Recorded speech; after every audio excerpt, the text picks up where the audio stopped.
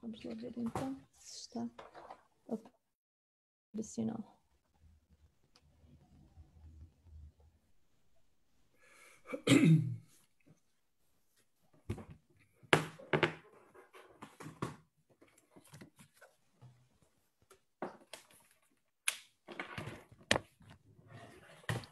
Ok. Já estamos em direto então? Então, boa tarde e bem-vindos a todos. Daremos agora início ao debate Lutar para Estudar, o Movimento Associativo e o Direito dos Estudantes, organizado pela AEPCSH, no âmbito da nossa Semana Temática e Celebrativa do 25 de Abril. O debate contará com a presença e participação de 3 oradores, Manuel Love, José Manuel Jara e Gonçalo Veiga, e com a moderação da minha parte, Carolina Oliveira. O esquema do debate incidirá sobre uma breve exposição inicial dos oradores, seguindo um espaço de questões e dúvidas, de modo a incitar a reflexão e discussão do nosso tema, a participação do movimento associativo estudantil nos trilhos da Revolução de 1974. Começaremos então por dar a palavra a Manuel Loft, historiador e professor na Faculdade de Letras da Universidade do Porto, no Departamento de História e Estudos Políticos. É também investigador no Instituto de História Contemporânea, dedicando a sua investigação ao século XX, especialmente as ditaduras da era dos fascismos e os processos de construção social na memória e opressão ou das experiências da sua superação. Tem agora 10 minutinhos para fazer uma primeira exposição. Muito boa tarde a todos. Eu começo por agradecer o convite da Associação de Estudantes da FCSH da Nova. Bom, escuso, não me compete a mim, mas vou contribuir para isso. Escuso no fundo, ou melhor, não é escuso. Quero relevar o meu aplauso a um debate desta natureza, nas condições excepcionais que estamos a viver, este longo confinamento que provavelmente com mais ou menos interrupções se vai prolongar durante muito tempo, e a forma como nós percebemos, creio eu, no debate que está agora a decorrer na sociedade portuguesa, ou que se está a levantar, sempre, sobretudo à escala do virtual, ou na dimensão do virtual, sobre a legitimidade de comemorações públicas do 25 de Abril e até do 1º de Maio, eu creio que contribuir de todas as formas para o debate público e para marcar uma data como 25 de Abril, sublinhar o que é na memória coletiva dos portugueses e da conquista da liberdade e da luta pela manutenção da liberdade, o papel que o 25 de Abril tem, é evidentemente, num debate organizado pela FCSH, qualquer coisa de muito importante.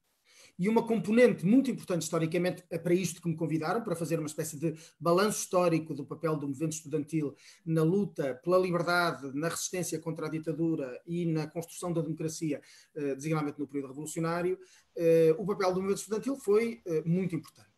Em primeiro lugar, quero fazer uma contextualização, e que é não só Portugal teve a mais longa das ditaduras conservadoras, reacionárias da era do fascismo na Europa, de 48 anos, de 1926 a 1974.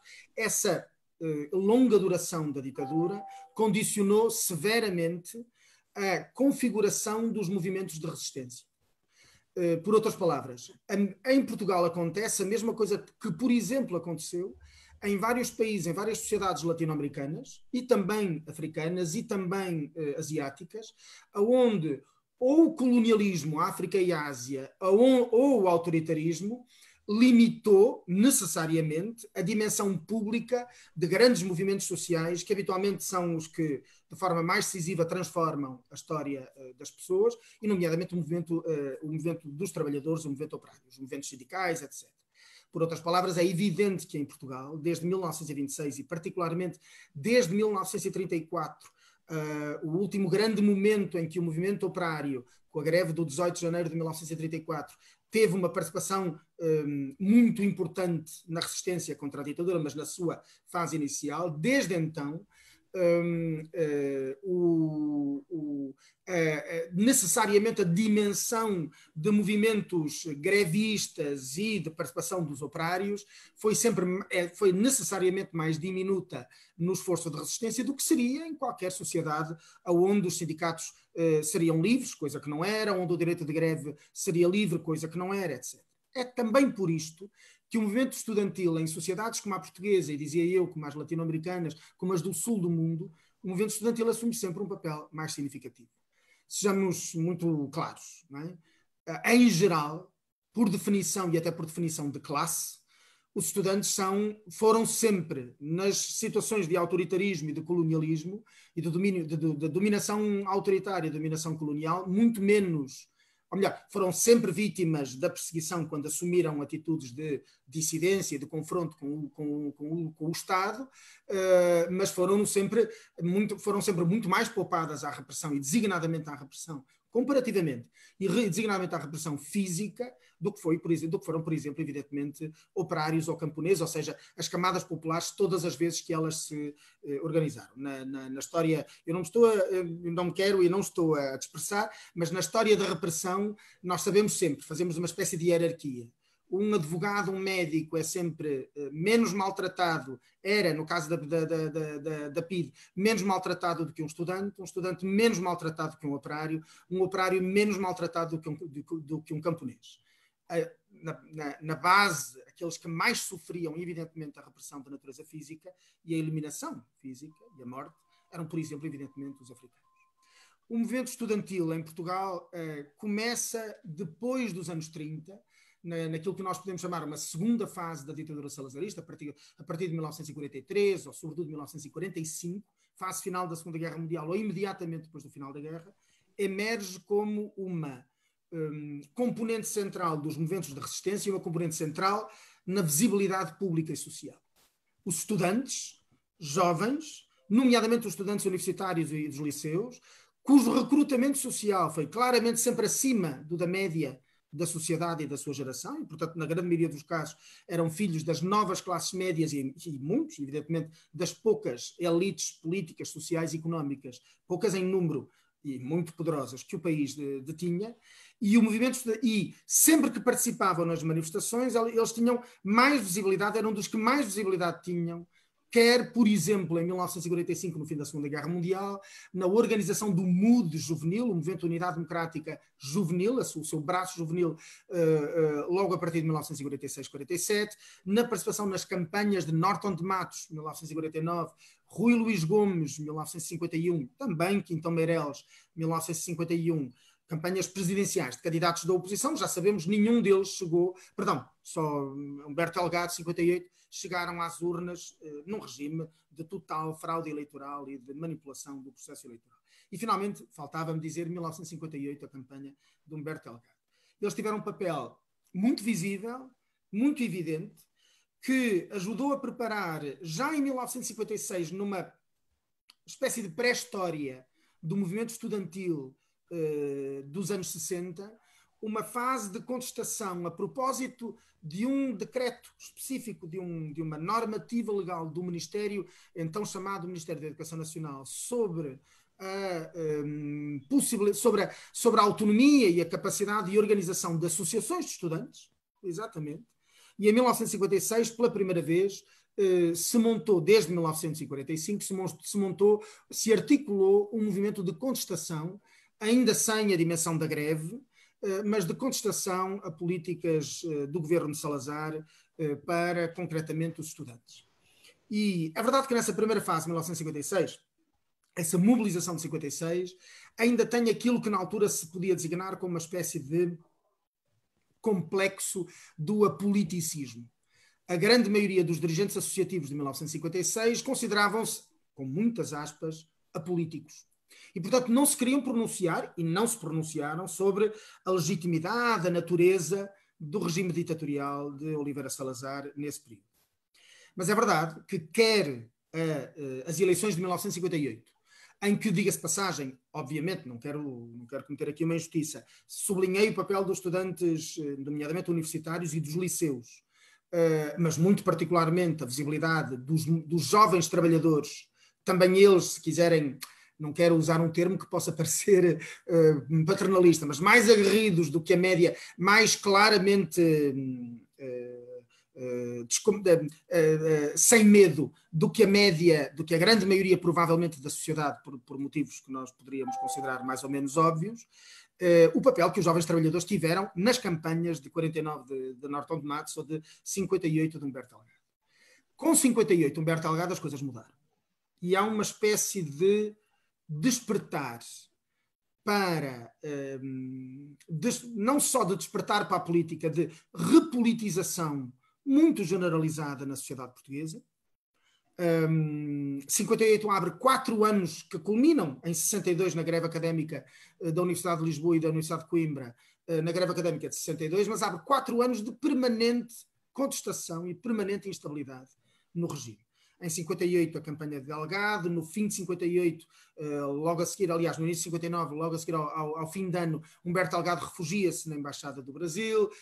Em 59 é a primeira tentativa, desde 1946, de uma conspiração civil-militar para derrubar o regime, chamado golpe da Sé de Lisboa, que fracassa em 1959, e finalmente em 1961 é o chamado Annus Horribilis do salazarismo.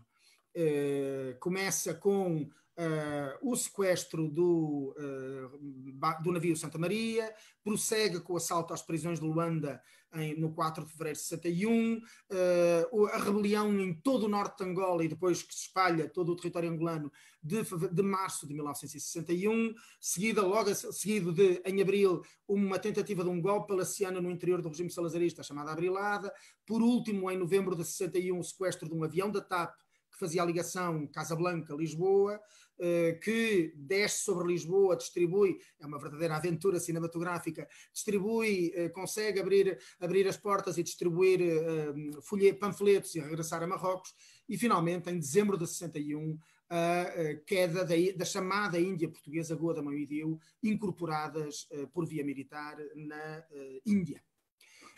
Finalmente, em março de 62, um ano depois de ter começado a guerra em África, com consequências muito evidentes na vida dos estudantes e designadamente dos estudantes universitários, uma pequena minoria social naquele momento, mas que terá um peso muito forte na mobilização e na politização de uma grande parte, de alguma forma, da sociedade portuguesa. A partir de 1962, ou melhor, em 1962, marca-se o arranque de uma nova geração de dirigentes associativos, dirigentes estudantis, e uma outra geração de movimento estudantil, que começará com as greves de 62 em Lisboa e Coimbra, de 65 nas duas universidades e na do Porto também, e finalmente na de 1969, que começa em Coimbra, mas acaba por se espalhar pelas 3 universidades, ou pelas 3 cidades, então só 3 cidades universitárias do país, Lisboa, Porto e Coimbra, e 69 não é um movimento isolado, vai acabar por abrir um ciclo de 5 anos, até 74, coincidindo com o marcelismo, um ciclo de 5 anos de contestação permanente nas universidades portuguesas, que evidentemente contamina forçosamente os liceus, as escolas técnicas, se amplia a um ensino secundário que na altura estava a dar os seus primeiros passos na massificação e designadamente no âmbito das escolas técnicas, do chamado ensino técnico, muito socialmente segregado relativamente ao ensino liceal, conseguindo finalmente ter a incorporação de filhos das classes operárias dentro do sistema escolar. A guerra politizou globalmente a juventude portuguesa. E foi um fator, a guerra colonial em África, e foi um fator, evidentemente, aliás, fê-lo em Portugal, como recordemos, à escala planetária, fez a Guerra do Vietnã, que é mais ou menos contemporânea da nossa guerra colonial, ou da chamada Guerra Colonial Portuguesa de 61 e 74. O Vietnã, a intervenção massiva norte-americana, começa em 63, terminará em 75, portanto a cronologia é muito semelhante, e ajuda à mobilização, à politização, à consciencialização política de uma grande parte dos jovens por todo o mundo. É assim que chegamos ao 25 de Abril, momento no qual momento no qual emerge à superfície, com toda a criatividade, com toda a espontaneidade e com toda a energia, uma série de movimentos sociais, onde os estudantes universitários já são apenas uma componente muito minoritária, mas que continua muito visível na esfera pública, mas que tem, portanto, um peso, se quiserem, até simbólico e até, digamos assim, não sei se o termo é correto, de vanguarda política, claramente diminuído comparativamente com os períodos anteriores, onde a repressão e a opressão social e política era muito mais dura sobre os trabalhadores, os jovens trabalhadores, do que propriamente sobre os estudantes universitários e os estudantes liceais. Agora, isto não impede, e termino, que se repararmos bem, se atentarmos à biografia, aquilo que em ciências sociais nós chamamos a prosopografia, dos ativistas políticos e dos dirigentes políticos que estão no poder, ou que acedem ao poder, nos partidos políticos, nos movimentos sociais, e depois na Assembleia Constituinte, nas Assembleias da República que são eleitas a partir de 1975 a Constituinte, 76 da República, veremos que uma percentagem relativamente significativa daqueles que estão ativos, sobretudo à esquerda naturalmente, daqueles que estão ativos politicamente, estavam no movimento estudantil dos anos 1960, o que significa que ele, desde 1962, criou um universo, bom, o termo viveiro é francamente desadequado, mas para ajudar vou usar aqui, um viveiro de ativismo e de participação política que marca muito o perfil depois da nossa vida democrática.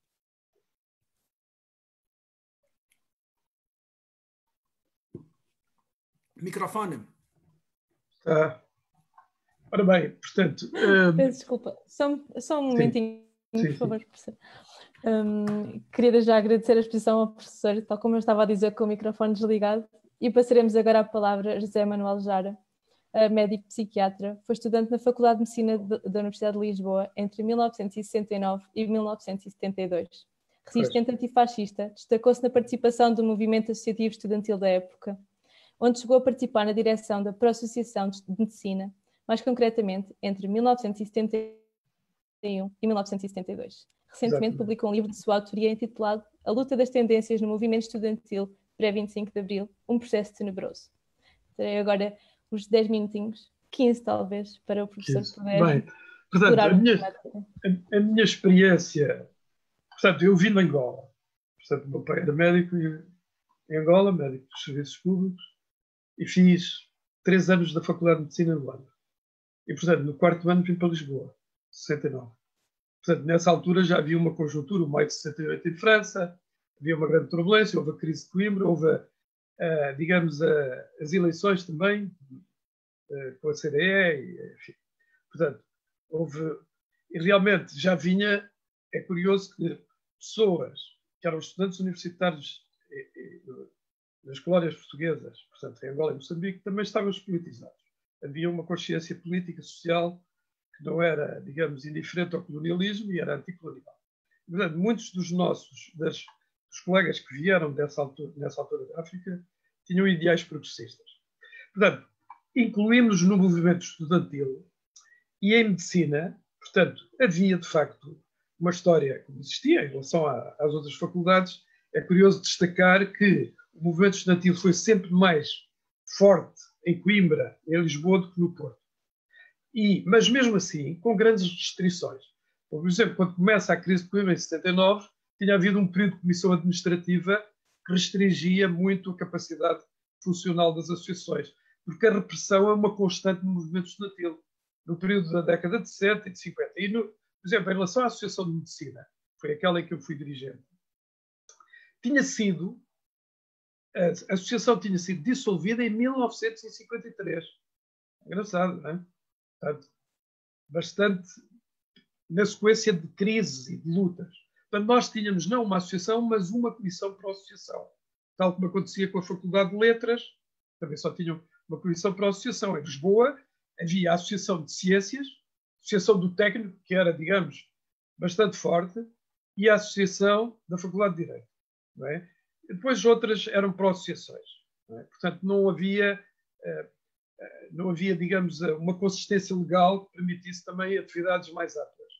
Mas, de qualquer maneira, a gente fazia o que podia. Em relação à Associação de Medicina, houve períodos, isto é uma característica também do movimento estudantil que é interessante, períodos de ascensão e decadência. Essa ascensão resulta de conjunturas em que há, digamos, uma luta e uma dinâmica de massas muito grande, como em 62 e 69, depois fases de grande repressão. Claro que a repressão incidia fundamentalmente sobre os dirigentes. E depois também outro fenómeno no movimento estudantil que eu acho que é interessante é que tudo no movimento estudantil é transitório. A existência do estudante é efêmera, passageira. Fim do curso, sai, não é? Muitas vezes a pessoa divide-se entre o seu associativismo e a atividade de estudante, no sentido estrito, de estudar, fazer os exames e a complexidade da harmonização disso tudo. Não é? Portanto, de qualquer maneira, quando se organiza a associação em 70, 71, há eleições que já não existiam há 2 ou 3 anos. Portanto, as eleições são muito participadas. As pessoas queriam, de facto, tinham em Lisboa e, de uma maneira geral, nas faculdades, os estudantes gostavam da vida associativa, tinham interesse na vida associativa. Tanto no sentido da associativismo, no sentido pedagógico, no sentido da prestação de serviços que possam ser úteis, que eram úteis aos estudantes, como no sentido cultural e também político. Porque a política decorre aqui da própria luta pela existência da associação, do dinamismo, não é? Do facto da maior parte dos dirigentes serem pessoas interessadas e progressistas e, digamos, atualizadas em relação às questões que se colocavam, não é? É evidente, por exemplo, em Coimbra, nas eleições, houve listas de direita e a lista associativa das esquerdas, não é? Em Lisboa, aqui, por exemplo, na eleição em que eu fui eleito, havia uma lista que era, hoje pode-se dizer, na altura não se dizia, uma que era fomentada pelo Partido Comunista e outra que era apoiada por grupos da chamada ultra-esquerda. É? Ganhou a lista apoiada pelo PC, é? Por 700 votos contra 400, depois encetou-se a luta no sentido de desenvolver a associação, dinamizar fatores culturais, ligar aos cursos. Mas nesta altura, uma coisa que é interessante ver no movimento estudantil, que é o alforje, de facto, dos políticos, é um facto da intelectualidade política em várias épocas e com características diferentes. Nesta fase, que antecede o 25 de Abril, havia um grande radicalismo político, consumado, portanto, condicionado pelo fator guerra colonial, consubstanciado também pelo período do termo do próprio fascismo. A gente não sabia se o regime ia acabar ou não, mas sentia-se uma crise, não é? Latente, que tornava tudo, digamos, bastante frágil. E realmente, quando entra o Marcelo Caetano a substituir o Salazar, há aquele período da chamada demagogia liberalizante, não é? Isto é, a pretensa liberalização do regime cria, em alguns, a expectativa de que o regime vai transitar para uma democracia liberal, espontaneamente, sem necessidade de nenhuma intervenção ativa da luta política, da luta de massas, da luta das classes trabalhadoras e dos próprios movimentos estudantis. Portanto, uma certa acomodação a esse liberalismo e uma certa, digamos, aparência de liberdade. Depois há também uma coisa interessante em termos sociais, que é a influência do mundo do internacional. A Guerra do Vietnã, sem dúvida, o Maio de 68, toda essa conjuntura internacional que dinamiza os movimentos estudantis em todo o mundo, que tem a ver também com uma ideologização de tudo, portanto, uma visão ideológica de o que é certo, o que é errado, o que é humano, o que não é, e a politização também ideológica, contra a guerra, contra o colonialismo, contra o imperialismo, etc. Portanto, na questão portuguesa, o que é que nós nos deparamos? Eu não sei se estarei já a alongar-me um bocadinho. Não? Estarei a alongar-me um bocado ou não? É um bocado difícil controlar o tempo. Não, pode continuar. Sim, ainda tem mais 5 minutinhos. Sim. Pronto. O que acontece é que nós reorganizámos o movimento estudantil. Havia, de facto, tendências diferentes no movimento estudantil. É engraçado, quando se analisa essas tendências, não é? O que parece mais politizado nem sempre é o mais politizado. Porque deve-se fazer uma distinção entre ideologização e politização. A ideologização nem sempre se consuma em atividade política eficiente. Porque essa atividade política eficiente tem de exigir, primeiro, uma distinção entre dirigentes e, até certo ponto, os dirigidos. Uma dinâmica que tenha como alvo os objetivos essenciais. E muitas vezes os objetivos essenciais são subsumidos a objetivos secundários. Por exemplo, houve um período em que havia um grande pedagogismo, uma preocupação excessiva com o pedagogismo, com o conteúdo do ensino, com aspectos muito particulares, a ideia de que toda a ciência era burguesa e outras coisas do género, que é evidente seria aplicável às ciências humanas, às ciências políticas, mas certamente não tanto à medicina ou à matemática ou à engenharia, etc. Portanto, houve uma visão muito politizada, no sentido ideológico, mas, a par disso, também a luta pelos direitos fundamentais. O direito à associação, o direito à informação, o direito à liberdade de expressão, o direito a uma cultura viva e, realmente, nesse sentido, e o direito a lutar contra o próprio regime, porque o regime sufocava as associações e o movimento estudantil. Era retrógrado, anacrónico, e o fingimento da adaptação tecnocrática do ensino nesta fase terminal fez-se de uma maneira que convenceu alguns. Eu, por exemplo, lembro-me que na Faculdade de Economia havia uma certa, digamos, ilusão de liberdade de conteúdos de ensino que foi tida como uma verdadeira liberalização do regime. É curioso ver, ainda para esclarecer isto, portanto, depois houve lutas fratricidas entre movimentos estudantis, porque subjazia a cada direção associativa organizações políticas. Por exemplo, a Faculdade de Direito, a partir de uma certa altura, claro que a repressão ia dizimando os líderes, iam sendo presos, e muitos. E as polícias entraram também nas faculdades, os gorilas, digamos, houve um sistema repressivo terrível nesta fase, não é? E houve, digamos, situações de morte, como no caso do Ribeiro Santos e outras, não é? Que a gente sabe. Eu próprio, a minha direção associativa de medicina, 4 elementos foram presos. Eu, por acaso, não fui preso, mas a PIDE foi tentar buscar uma casa. Uma madrugada, houve uma mandado de captura, mas eles estavam a prender os líderes estudantis, em 72, prenderam todos os líderes estudantis de Lisboa, não é? Que apanharam. Naturalmente, por acaso, eu salvei-me da prisão e estava nessa altura numa situação muito peculiar, não vale a pena falar, mas salvei-me, mas 4 colegas da minha direção foram presos durante 2 ou 3 meses, sem nenhum mandato por razões políticas partidárias, apenas para liquidar os dirigentes. Portanto, foi um período de grande turbulência, mas também há um elemento que é interessante analisar, porque a maior parte dos historiadores consideram que isto foi a época da politização do movimento estudantil. Realmente, a gente vê que os movimentos mais, na minha visão, não é? Os movimentos mais eficientes politicamente foi a crise de 62 e de 69 em Coimbra. Porque aquilo que se passou em Lisboa de 70 a 74 foi muito fragmentado. Não houve unificação. A repressão foi mais eficiente. Não houve uma dinâmica de massas que se conjugasse com a população e não houve unidade do movimento estudantil. Isso foi já o resultante da fragmentação política que existiu nas hostes dos dirigentes estudantis.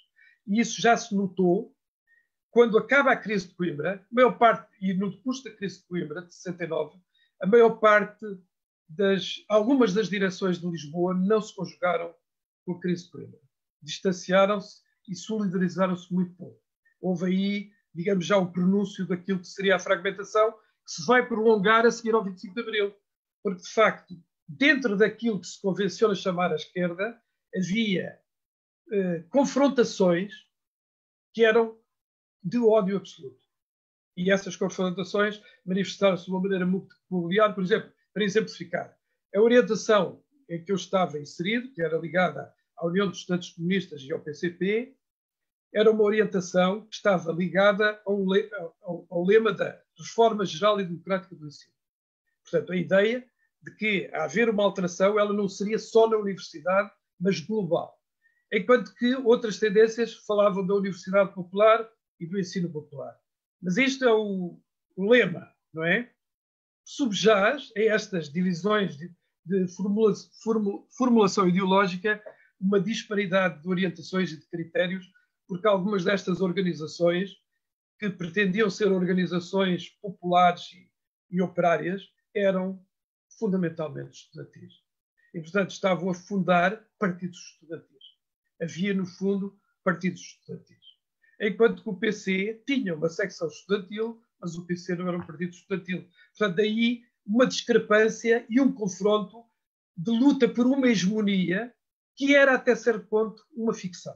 Como, aliás, se vai verificar depois do 25 de Abril, com uma total incompreensão por parte de algumas organizações, por exemplo, o MRPP, a Esquerda Democrática Estudantil e a Frente Estudantil e o PCP-ML e a UEC-ML, esses grupos maoístas, não perceberam o 25 de Abril.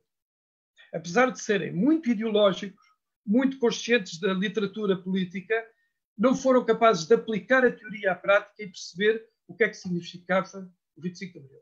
E, portanto, estiveram um bocado à margem durante uns meses, às vezes mais que um ano, e até em contraposição à luta que se travava. Não direi que isso abrangia todas as organizações, mas esse sectarismo eu vivi-o muito intensamente. E, portanto, já agora, para dar um pouco pessoal à minha intervenção, este livro que eu editei, ao fim de tantos anos, é um bocadinho autobiográfico, que é um livro em que se relata o confronto brutal que havia entre as tendências das associações, que leva a uma crise da própria reunião interassociações. As direções reuniam-se na chamada RIA, que era uma reunião interassociações. Na crise de 62 teve uma importância fenomenal, porque foi o secretariado da RIA que dirigiu a luta estudantil nessa crise grande, e tinha uma relevância enorme a reunião interassociações e as direções do movimento. Pois, a partir de 71, 72, deixou de haver qualquer unificação e passou a haver uma guerra total entre as direções e as associações de estudantes. Eu, para já, era isto que eu queria dizer. A minha intervenção é um bocadinho mais configurada em função da minha experiência, mas, de facto, eu saí politizado deste movimento. E depois fiz o Serviço Médico à Periferia, a seguir ao 25 de Abril, e depois fui deputado durante 2 anos e meio. Portanto, foi de 76 a seguir à Assembleia da Constituinte. Eu fui deputado até 79. Portanto, o período em que se legislou o Serviço Social de Saúde, a lei do Serviço Social de Saúde. Estive na Assembleia da República. E depois, claro, fiz a minha carreira de especialista, mas sempre fui um homem político, no sentido de interessado pela política e organizado politicamente, embora não profissional político. Portanto, era isto que eu queria falar. Não sei se me enquadrei bem ou... Sim, sim. E agradecemos o seu testemunho e a sua palavra. De seguida, passarei a palavra a Gonçalo Veiga, estudante do curso de Ciências Políticas e Relações Internacionais na EPSSH e membro da direção da EPSSH. Obrigado. Não sei se me estão a ouvir. Espero que toda a gente esteja a ouvir. Se quiseres. Boa tarde, colegas. Boa tarde ao Manuel Loff e ao José Jara. Eu acho que muito daquilo que tinha e deveria ser e deverá ser dito sobre o 25 de Abril e sobretudo o processo que levou até ao 25 de Abril já foi dito, do ponto de vista do enquadramento histórico e também aqui por parte do José Jara, digamos, da primeira pessoa, da experiência na primeira pessoa. Eu acho que é dar aqui mais uma visão, uma ótica dos dias de hoje e da importância do 25 de Abril, do legado do 25 de Abril e do projeto de Abril no ensino superior e na sociedade de forma geral. Eu acho que, ou seja, nós, sobretudo no movimento associativo, temos isto também é fruto de décadas de ataque, de ofensiva, no sentido de despolitizar e desmobilizar os estudantes e a organização dos estudantes, mas nós confrontamos muito, sobretudo, nos contactos e na forma como lidamos com outras associações de estudantes, que encaram o 25 de Abril, ou o processo do 25 de Abril, como sendo um dia a celebrar, uma data, ou seja, o dia 25 de Abril, no calendário, dia 25 de Abril de 74. A nossa forma, enquanto Associação de Estudantes, de encarar o 25 de Abril é um bocadinho diferente. Não é só o dia, que é muito importante e que tem a validade histórica que tem, mas o processo que foi desencadeado a partir do 25 de Abril, as conquistas e as exigências que o povo português fez a partir do 25 de Abril, e a garantia de que não voltamos aos tempos negros do regime fascista e do fascismo em Portugal. Mas, portanto, ou seja, posto isto, todas as nossas iniciativas ou toda a nossa ação pretende estar inserida na celebração de Abril. Quando nós pretendemos ter toda uma dinâmica de semanas e sessões de cultura para todos, quando procuramos garantir acesso a eventos recreativos de forma gratuita, quando pretendemos discutir e ter semanas relativas ao 24 de março e à luta dos estudantes e à importância da luta dos estudantes no derrubo do regime fascista, na Semana de Abril, na Semana Feminista, ou seja, todo o ano e digamos, o calendário, durante todo o calendário, nós procuramos celebrar Abril. E, portanto, aqui à cabeça eu acho que há algumas coisas importantes a dizer. da nossa posição em relação ao que achamos achamos que é e que deve ser aprofundado e consolidado, o que chamamos o ensino de Abril e o ensino que, neste caso também dar aqui a nota da campanha que a Associação lançou, das portas que Abril abriu, e é um pouco essa a nossa visão, que é basicamente o quê? Nós encaramos o ensino superior como um direito, aliás, não somos só nós que o encaramos, apesar de alguns quererem esquecer, a Constituição aponta para o acesso à educação como um direito.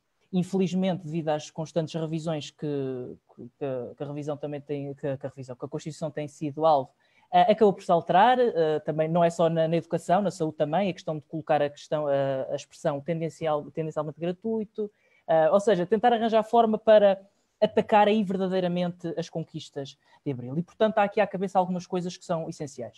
Em primeiro lugar, a nossa ação pauta-se pelo fim, pela abolição das propinas, pela questão de termos um financiamento, uma lei de bases de financiamento do ensino superior revista, por forma a garantir um financiamento que realmente faça jus e que dê resposta aos problemas e às despesas e às exigências das faculdades, das instituições e das outras instituições de ensino superior, e que dessa forma o Estado assuma a sua responsabilidade de garantir a educação como um direito e não as famílias, porque neste momento é isso que acontece. Aliás, neste momento, até no momento em que vivemos por causa da pandemia, é uma situação que até se agrava, não é?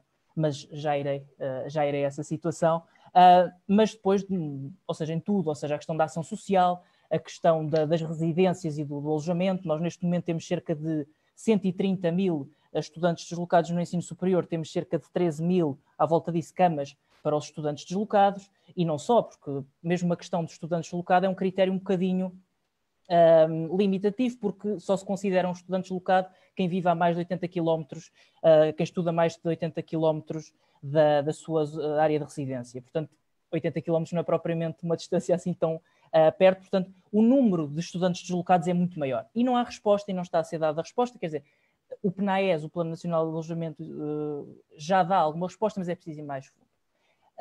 Mas pronto, na questão do alojamento, na questão das refeições, do constante aumento do preço da refeição, do prato social, da refeição social, aliás, a questão do desporto, a questão do apoio da saúde mental, ou seja, nós neste momento, esta é a luta por Abril, quer dizer, a luta por Abril não é, ao contrário do que muitos acham, unicamente no dia 25 de Abril, colocar um cravo ao peito e dizer eu estou aqui a lutar por Abril. Não, a luta por Abril faz-se todos os dias, faz-se pelas conquistas de Abril e faz-se contra as políticas e uma linha política que pretende encerrar as portas que Abril abriu.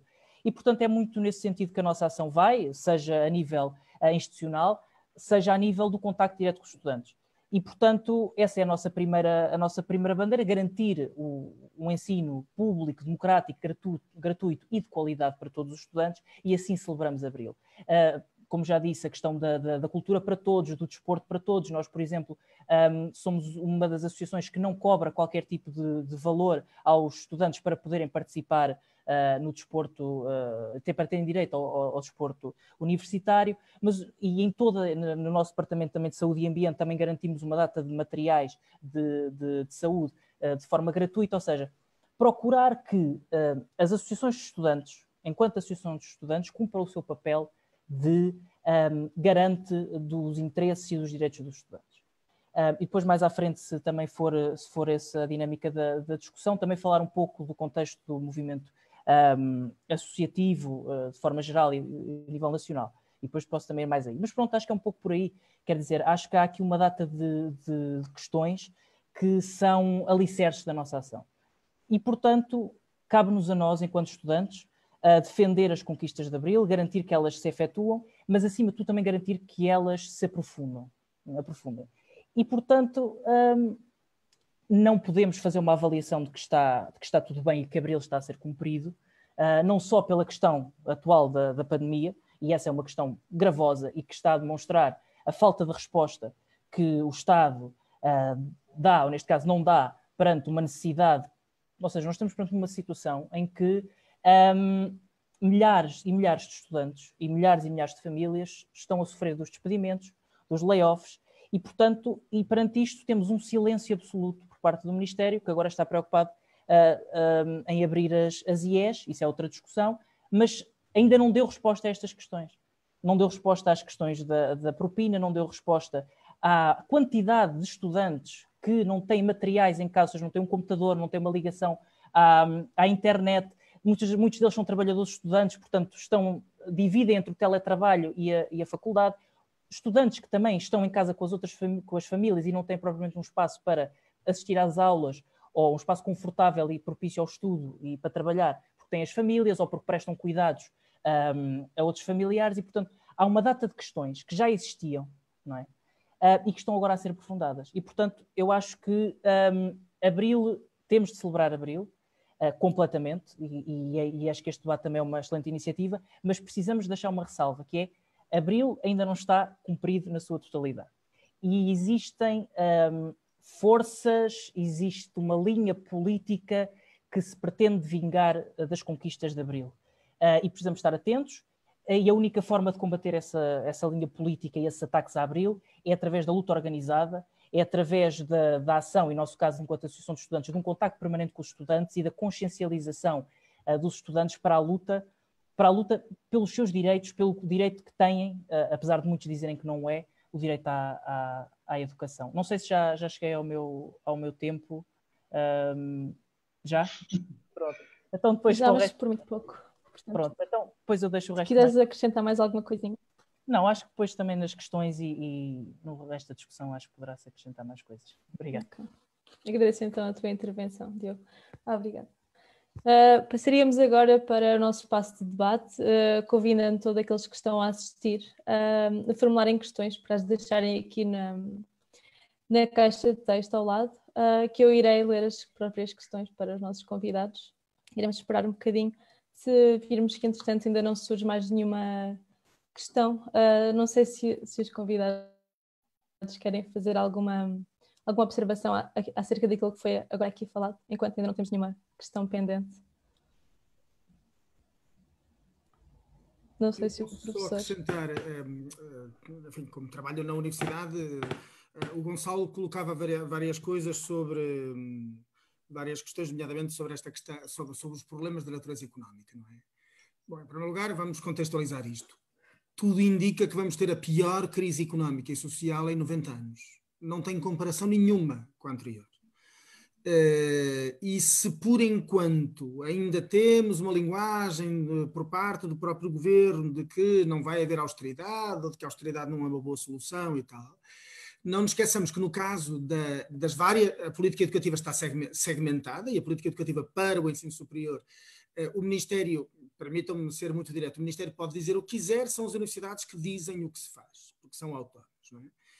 E no caso concreto, portanto, no âmbito de uma evidente crise económica que atinge, bom, mais diretamente com impacto para as universidades, atinge aqueles que não conseguem pagar as propinas e atinge uma infinidade de trabalhadores estudantes que, situação muito mais comum entre os jovens em primeiro lugar, por uma questão etária, e entre os trabalhadores estudantes da universidade em segundo lugar, porque normalmente uma grande percentagem deles têm empregos a tempo parcial.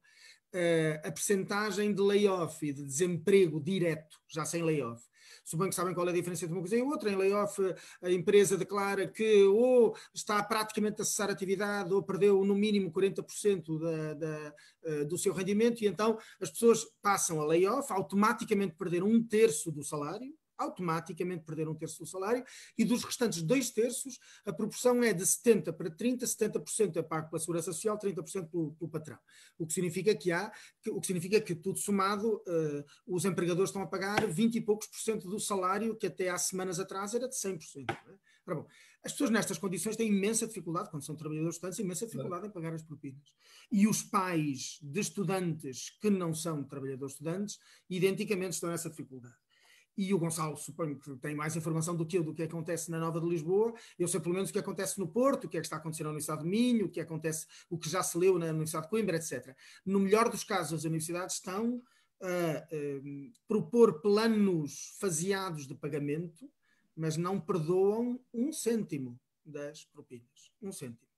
E esta vai ser a realidade nos próximos tempos, com uma evidente dificuldade, com isto termino, com uma dificuldade enormíssima com que nos vamos encontrar. Eu creio que provavelmente até ao final deste ano letivo não vamos notar o impacto que vamos perceber no início do próximo ano letivo, que vai começar de forma, do ponto de vista de pagamento de propinas, ajuda social, etc., verdadeiramente caótico. Pois, isso é provável.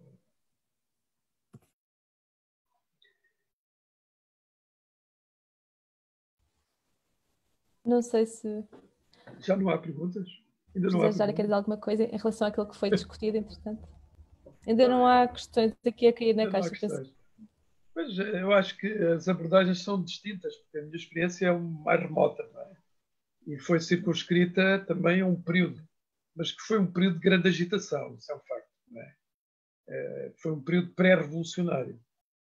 Portanto, estávamos numa fase de grande vivência política e, de facto, as pessoas adquiriram muitos conhecimentos, os intelectuais, os estudantes, não é? Como intelectuais e estudiosos, estavam muito doutrinados, muito ansiosos de conhecer teorias revolucionárias e, digamos, vocacionados para uma ideologia ou para ideologias que contestassem o sistema, etc, etc. Depois houve a Revolução de Abril, foi uma revolução espantosa e que teve um significado não apenas nacional, mas até internacional e criou grandes expectativas. É curioso que, de facto, o 25 de Abril decorre praticamente um ano, não chega a um ano, depois do golpe do Pinochet no Chile, portanto, em que há um desastre terrível de uma revolução, um processo revolucionário que estava em curso no Chile, e, portanto, havia lutas e expectativas. Hoje estamos numa época bem diferente, em termos históricos. Não sabemos bem qual é o rumo que isto vai ter, não é?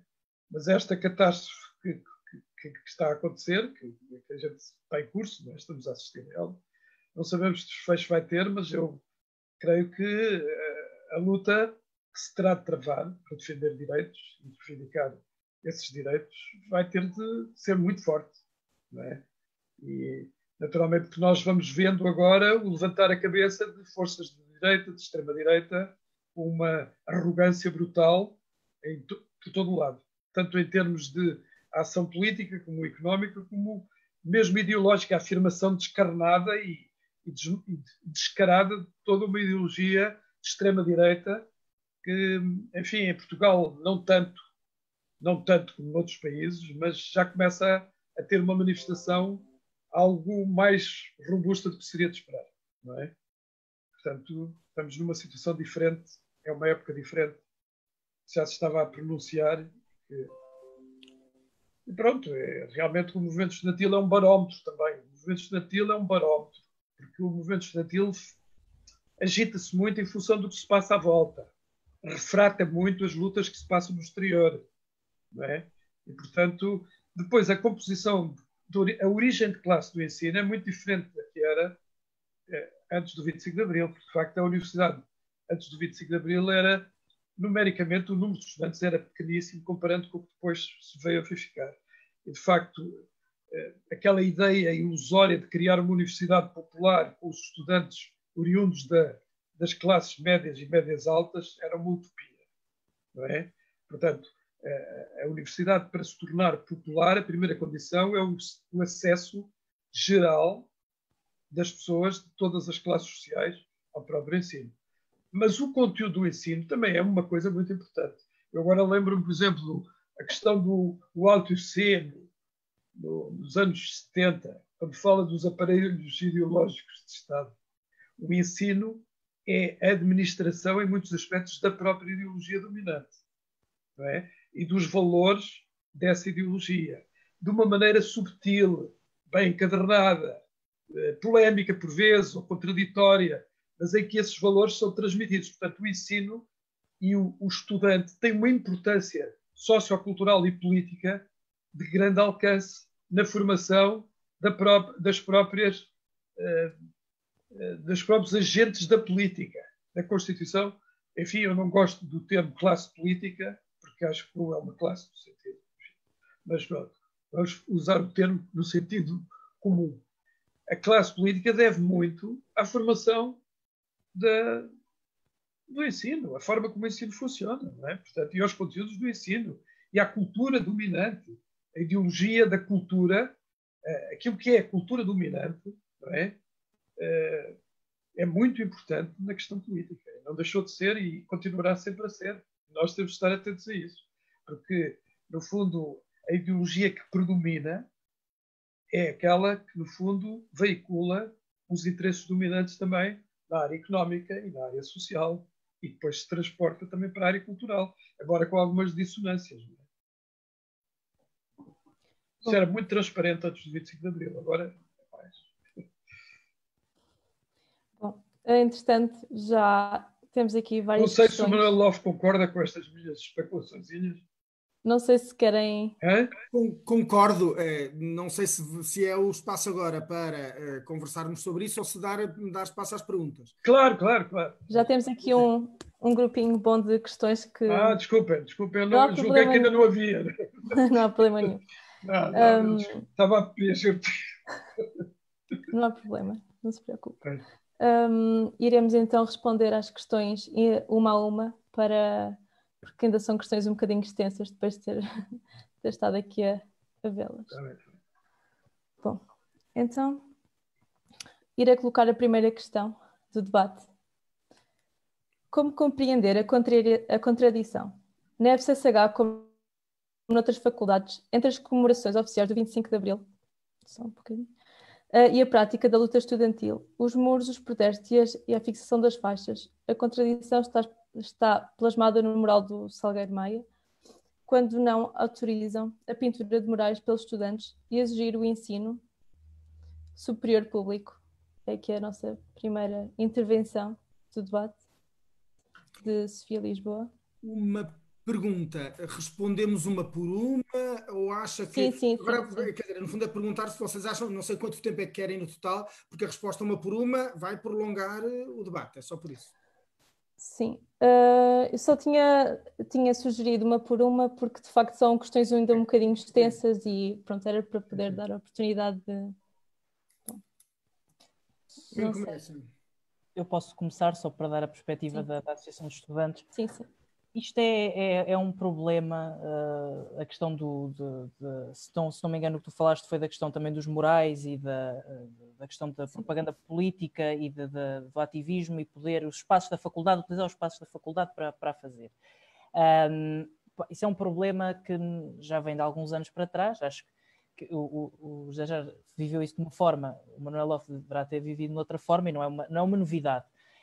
O que eu acho que hoje em dia existem outros mecanismos de controle, quer dizer, isso também vem muito à boleia do RGES, do Regime Jurídico das Instituições do Ensino Superior, não diretamente na questão dos morais ou da questão de fixar ou de colocar faixas e por aí fora, mas no sentido também da participação democrática dos estudantes nos órgãos de gestão e decisão das faculdades.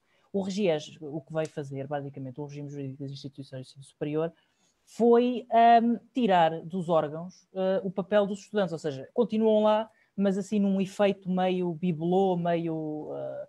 pronto, só para dizer que estão lá os estudantes, porque na realidade perderam muita influência, perderam muito espaço de discussão e, como é óbvio, perderam também espaço para colocar este tipo de questões e afirmar este tipo de posições. Claro que isso depois se materializa na atividade no campus da faculdade e no que se consegue e no que se pode fazer no campus da faculdade. Na FCSH há uma agravante. Graças ao regime fundacional, que é uma aberração do ponto de vista de um ensino público que deve estar sob a tutela do Estado.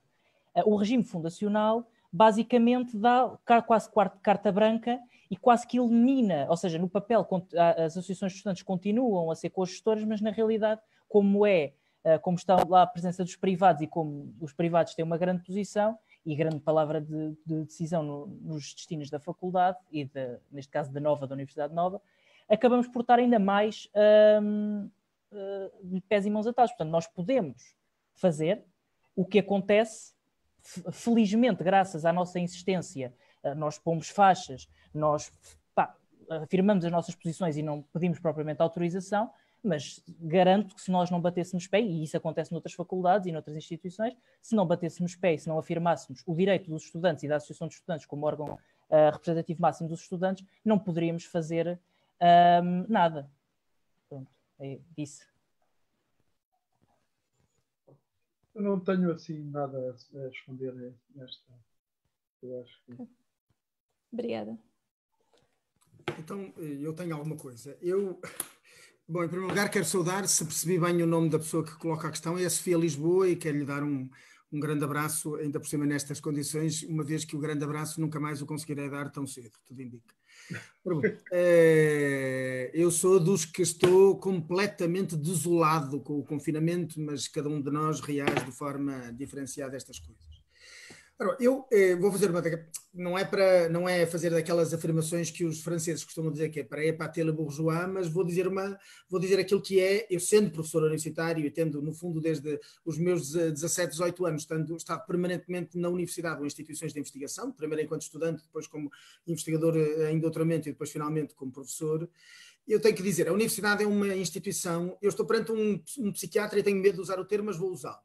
É uma instituição que tende à esquizofrenia. Claramente à dupla identidade, no mínimo, não é? Ou seja, formalmente e ao longo da história, as universidades surgem como, e vão marcando e consolidando o seu espaço, abrindo o seu espaço dentro das sociedades, claramente autoritárias, onde a produção e a divulgação do conhecimento foi sempre extraordinariamente hierárquica e autoritária, mas foram criando-se como espaços de liberdade de opinião, de liberdade de ensino, de direito ao ensino, o Gonçalo aqui o mencionou, direito ao ensino. E é verdade que na segunda metade do século XX foram crescentemente instituições onde, por comparação com o resto da sociedade onde funciona, pelo menos há uma aparência de ambiente democrático, onde desde os anos 60 o desenvolvimento do pensamento crítico foi importante, etc. Agora, as universidades são instituições que se comportam claramente como corporações, da natureza profissional, da natureza institucional, com carreiras e profissionais e práticas enormemente hierárquicas, não só entre professor, uma espécie de hierarquia entre professores, funcionários, docentes, estudantes, mas entre os professores eles próprios. Não é? Aliás, para os estudantes mais conservadores e ligados e mais tradicionalistas já sabemos, a tradição é sempre uma invenção, mas enfim, mais ligados às chamadas tradições académicas, aí a hierarquia entre estudantes identicamente, obviamente, existe. E depois, ainda por cima, nos últimos anos, e isto interessa muito para aquilo que a Sofia colocava, com uma verdadeira obsessão pela sua imagem, pela sua identidade, pela sua marca, que tem uma evidente, agora, claramente uma dimensão comercial. As universidades competem entre si para atrair estudantes, etc. Eu hoje, na primeira reunião que desde que há estado de emergência se realizou no âmbito de um curso, quer dizer, cessaram todas as reuniões, não há mais consulta, não há mais colegialidade nenhuma no âmbito da minha profissão. Praticamente não há. O que há é instruções e ordens hierárquicas que vêm de cima para serem cumpridos para baixo, em vários casos com invocação da legislação do estado de emergência, mas na primeira reunião que tive, desde que há, não estado de emergência, foi antes, desde que encerrou a universidade e a minha faculdade em concreto, eu estava a dizer que das coisas que me impressiona é como, na preocupação que agora as faculdades têm sobre saber o que está a acontecer com os estudantes que não pagam propinas, e portanto pedir aos professores e aos diretores de cursos que saibam, particularmente nos estudantes internacionais que pagam muito mais propinas do que os portugueses e os europeus, qual é a situação deles, este nosso de sermos tratados verdadeiramente no âmbito de uma empresa como angariadores de estudantes, que agora, em fase de pandemia, temos a obrigação de funcionar como departamento de apoio ao cliente para saber se o cliente está satisfeito, se vai pagar, se não vai pagar. Sem ironias, as universidades, nem sei se as universidades todas, ia dizer todas, mas não. A minha universidade, eu não me recordo, em vários momentos, se não nos aniversários mais redondos de 25 de Abril, de fazer qualquer cerimónia de comemoração de 25 de Abril. Para a noite de amanhã, a reitoria da Universidade do Porto, juntamente com a Câmara Municipal do Porto, tinha organizado um ciclo de cinema que eu ia participar amanhã, evidentemente não haverá, eu ia participar amanhã, dia 24, à noite, no qual eu iria comentar o filme A Revolução de Maio, António Lopes Ribeiro, um filme de 1937, o único grande filme, o único totalmente financiado pelo Secretariado da Propaganda Nacional, e é um filme abertamente fascista, é um produto puro do que é o salazarismo, digamos assim, como ditadura. E é verdade, ia fazer, mas só estou a dar este exemplo, não me recordo em muitos anos que eu tenha sido chamado, praticamente nunca. Não me recordo em muitos anos que a Universidade tenha comemorado sequer o 25 de Abril. Mas acredito que a FCSH, outras faculdades, escolas de ensino superior, alguma coisa sobre o 25 de Abril possam dizer, e muitos dos seus dirigentes, enfim, da administração das universidades, não tenho dúvidas nenhumas que no seu interior se sentem identificados com, pelo menos, aquilo que eles entendem ser o 25 de Abril. Agora, que isso signifique 46 anos depois do 25 de Abril, respeito pela criatividade, pela autonomia dos estudantes e capacidade de convivência com o movimento estudantil, quando aos reitores e aos diretores de faculdades eles parece demasiado criativo, demasiado fora da caixa, é evidente, a universidade tem muito pouco... eu acho, honestamente, eu não creio estar a ser particularmente ácido, a universidade tem muito pouca abertura para este tipo de coisas. Eu não faço parte do movimento estudantil há muitos anos e recebo, não sou só eu, não me quero concentrar em mim, eu e muitos dos meus colegas recebemos advertências suaves, não é? Enfim, algumas formas de insinuação sobre iniciativas que tomamos, a natureza excessivamente política de algumas das coisas, sobre aquilo que divulgamos. Não nos esqueçamos, qualquer um de nós, não sei se a Associação de Estudantes tem acesso ou não na FCSH a isso, mas qualquer um de nós, dentro das nossas faculdades, utilizando os e-mails de cada uma das faculdades e os e-mails institucionais, temos a capacidade técnica de enviar comunicações para o conjunto do corpo docente, até se quiséssemos para o conjunto, e eu faço, para o conjunto dos estudantes da minha própria faculdade. E já fui admoestado várias vezes em situações desta natureza. Por outras palavras, e concluo, não quero tomar mais tempo, é por isso que eu digo que é uma instituição esquizofrénica. A universidade gosta de se apresentar de uma determinada forma, mas comporta-se como todas as instituições sociais, ainda por cima pilar do Estado, comporta-se de forma particularmente conservadora. Bom, eu concordo, não sei se posso comentar. Sim. Queria só referir aqui para todos os convidados que, como de facto há várias questões, há cerca de 8 questões, ia só pedir que as respostas fossem um bocadinho mais curtas e um bocadinho mais resumidas para podermos conseguir responder a todas. Okay? Eu ia pedir, peço desculpa, José Manuel Jara, ia pedir que se pudéssemos agrupá-las, ou até todas de uma vez, e nós vamos vendo o que é que podemos responder, pode ser? Certo. Se assim preferirem. Talvez seja melhor, senão há uma certa tentação para alongar a resposta. Okay. Embora isso seja justo, não é? Porque as coisas até não... As pessoas que estão aqui a falar não são muito... São concisas, no caso acho que são. Mas, portanto, eu apenas queria fazer, em relação ao diagnóstico de esquizofrenia, eu preferia a designação histeria. Que eu em desuso. A esquizofrenia é muito desorganizada. A histeria é a mentira estruturada, não é? A representação, a fachada, que esconde o que lá vai dentro, não é? E é mais esta dissimulação entre uma aparência e uma realidade, porque caiu em desuso a expressão histeria, porque, enfim, as palavras também vão tendo as suas modas. A esquizofrenia é uma doença muito pesada, muito desorganizadora, mas usa-se um bocado no sentido de dizer que há uma cisão entre o que é e o que parece ser, não é? E não há dúvida que isso é moralmente, eticamente, extremamente reprovável, uma coisa dessa. Mas é o jogo que se faz, não é? De dissimulação. É apenas isso. Mas essa designação já está muito generalizada. E pronto, a gente percebe que é uma metáfora. Não é? Muito bem. Então, irei agrupar, se calhar, 2 questões para ser um bocadinho mais fácil, porque ainda são cerca de 8 e depois podem começar a ficar esquecidas. Pedro Simões tem aqui uma questão para José Manuel Jara.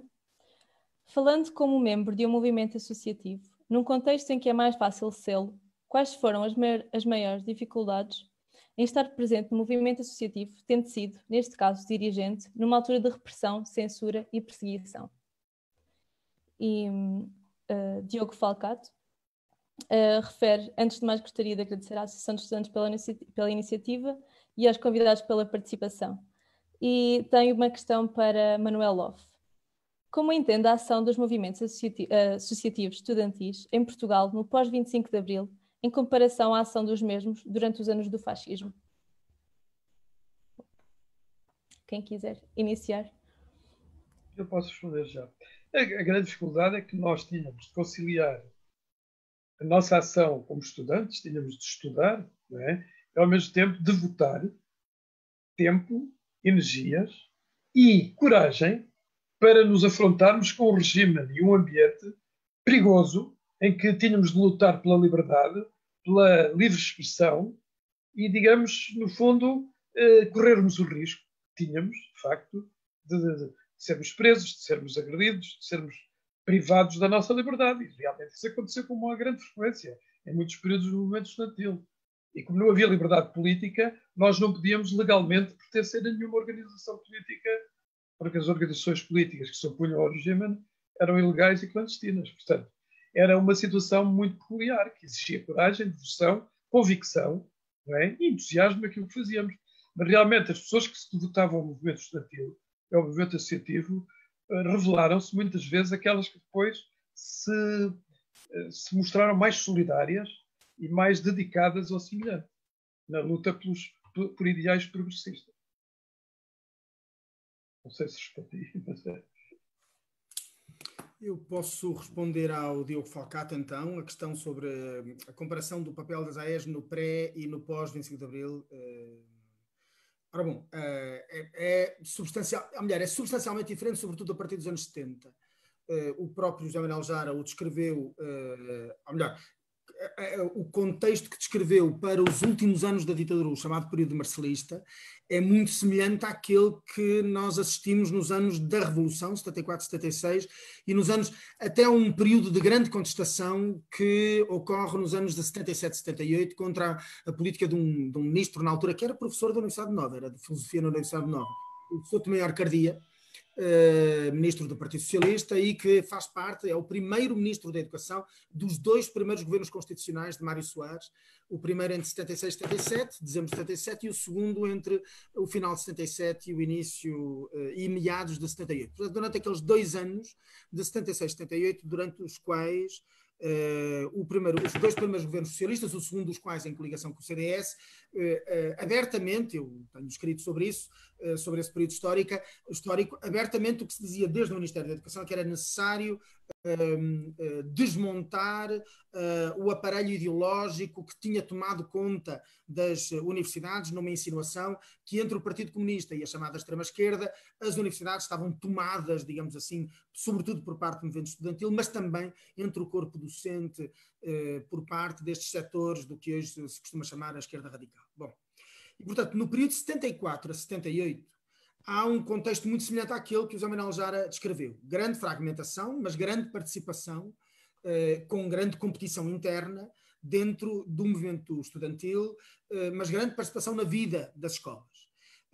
Este período é marcado por em 1976, pela introdução de um novo modelo de gestão, a chamada gestão democrática, que é verdade, pelo menos que previa, o Gonçalo Veiga já o mencionou, mas pela negativa, quando ele desaparece, que previa uma forte participação, pelo menos numérica, percentual, dos estudantes na gestão das universidades. Recordemos que antes do regime jurídico das instituições de ensino superior, que creio ser de 2007, durante, portanto, 31 anos, o modelo de gestão democrática previa em órgãos de gestão como os próprios conselhos diretivos de cada uma das escolas de ensino superior, faculdades, escolas, institutos, o nome que elas próprias possam ter, previa a existência de uma paridade entre corpo docente e corpo não docente. Perdão, e estudantes, 40% de cada. Um conselho diretivo de uma faculdade era tipicamente constituído por 4 docentes, um dos quais tinha que ser eleito como presidente do conselho diretivo, 4 estudantes e 2 funcionários não docentes. Esta paridade desapareceu, já o sabemos, em 2007, já começou a desaparecer com revisões anteriores permitidas a várias instituições. O ensino superior técnico foi claramente vanguardista, pioneiro nessa batalha para acabar com essa mesma paridade. Mas é verdade, contudo, que essa paridade, é verdade que essa participação toda dos estudantes estava prevista para um período em que havia uma forte competição política, mas uma forte participação que, com o passar dos anos, rapidamente desapareceu. Eu entrei na universidade aos 17 anos, em 1982. Fiz primeiro 2 cursos, fiz 2 anos num curso de Relações Internacionais na Universidade de Minho, ainda que eu seja do Porto. em Braga, portanto, e rapidamente me desiludi e mudei para a História em 1984, na Universidade do Porto. Estou em pleno período do chamado governo do Bloco Central, com uma quebra, uma crise económica brutal também e com as dificuldades que podem imaginar, e depois em 1985 Cavaco Silva sobe ao poder, são 10 anos consecutivos, e nota-se muito evidentemente, o José Manuel Jara recorda-se muito bem disso, uma viragem evidente do ponto de vista político, do ponto de vista até filosófico, estético, na sociedade portuguesa. E essa viragem é muito marcante no movimento estudantil. Quando eu fui dirigente estudantil na segunda metade dos anos 80, em 14 faculdades da Universidade do Porto, só 2 não eram dominadas pela direita estudantil, e nomeadamente pela JST, ou seja, pela Juventude Social Democrata do PST. As empresas, as AES, tinham sido transformadas em verdadeiras pequenas empresas, e essa tendência ainda hoje está presente.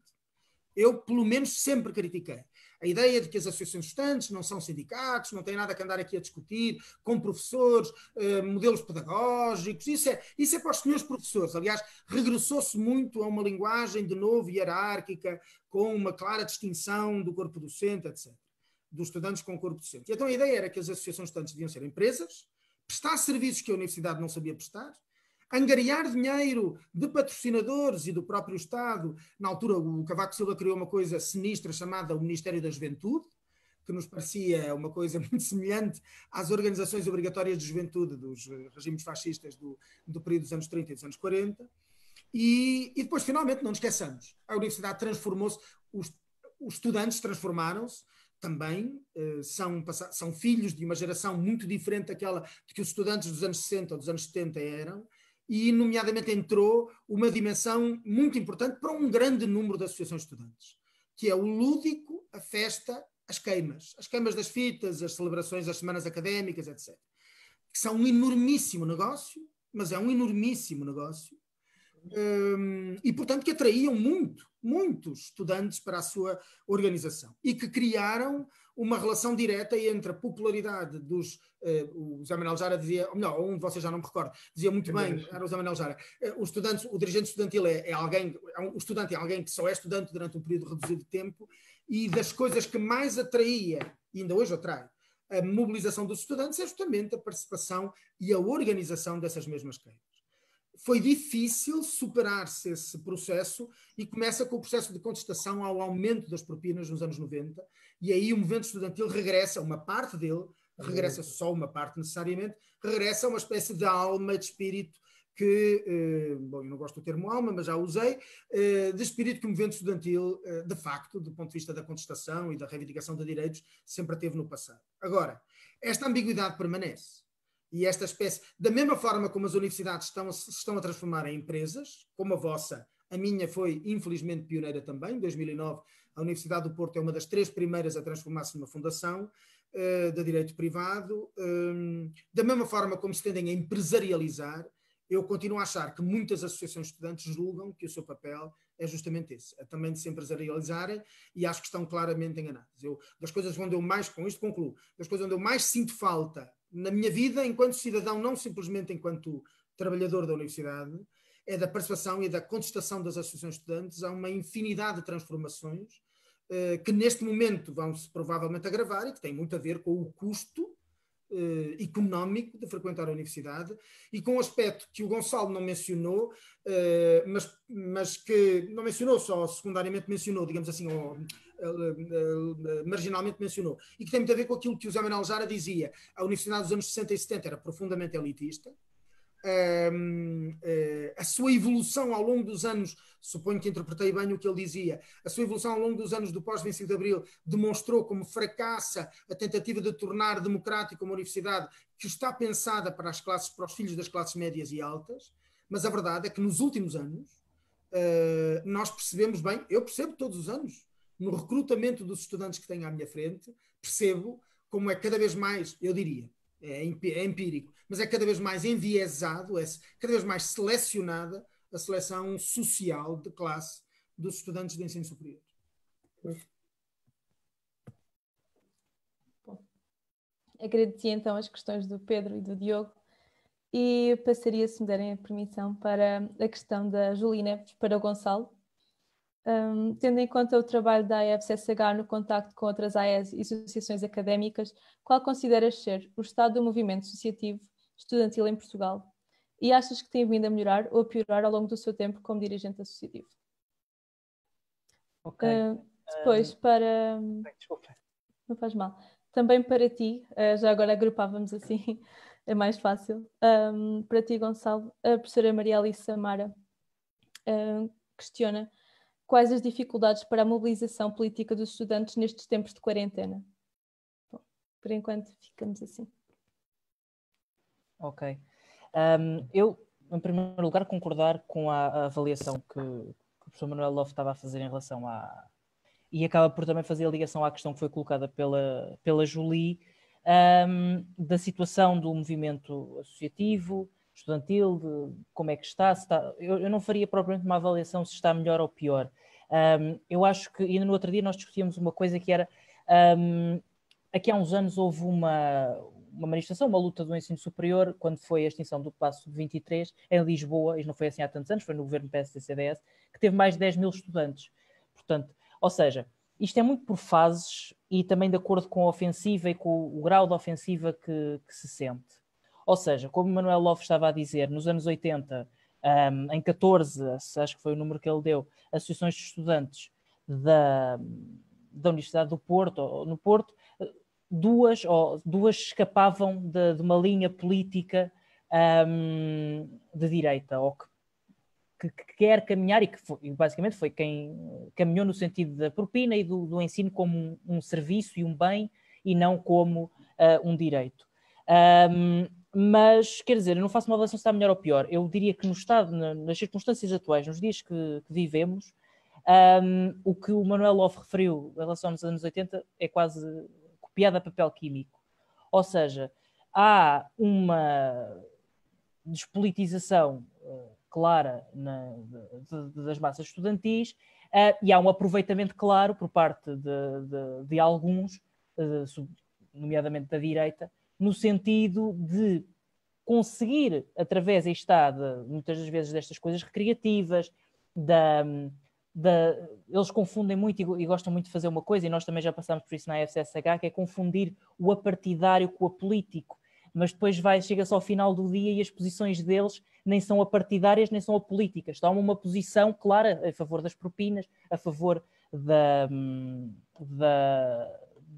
do ensino superior como um serviço. Mas isto não é de forma geral, ou seja, como é óbvio que no meio disto tudo há exceções. Eu diria que no caso da institucional, no caso do Encontro Nacional de Direções Associativas, que é, diríamos, o que corresponde à RIA, mas nos dias de hoje já em liberdade, não há comparação possível. Quer dizer, nós neste momento nos ENDAS é vedada a entrada da comunicação social, aplaudem-se declarações de louvor às propinas, fazem-se coisas deste género. E, portanto, quer dizer, não podemos comparar nunca nem com a RIA, nem com nada disso. Diria que poder-se comparar com a questão que o Manuel Love estava a referir dos anos 80.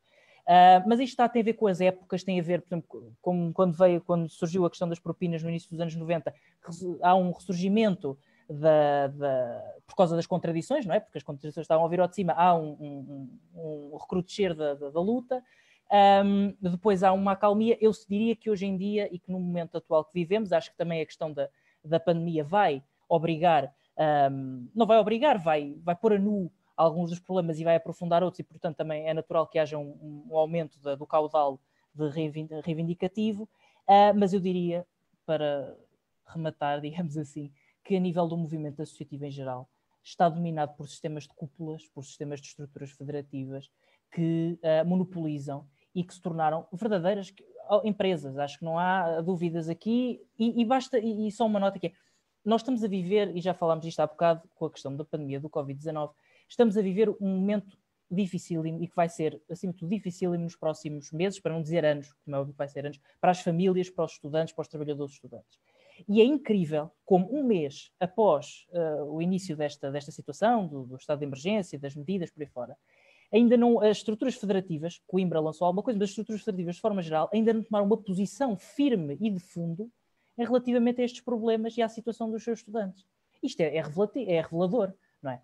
Porque nos outros momentos eles conseguem fingir, fazem mais umas festas, umas queimas, ou não sei o quê.